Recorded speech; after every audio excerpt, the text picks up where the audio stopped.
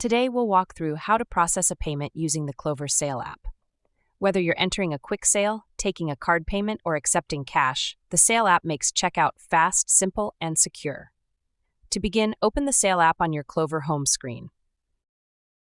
Enter the sale amount. Use the keypad to enter the total amount for the transaction.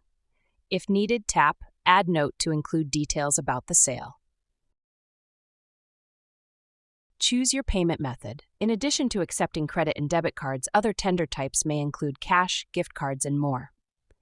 If necessary, you may also use manual card entry in order to key in card details. Tap Charge to move to the payment screen.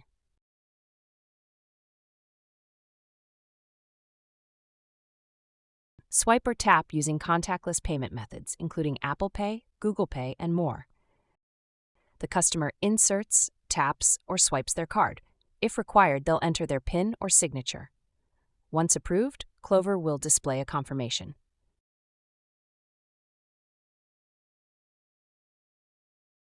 Print a receipt or tap More options for digital receipt options, including text or email. Transaction complete. The payment is recorded in your Clover transaction history and available in your reporting details. Thank you very much for watching.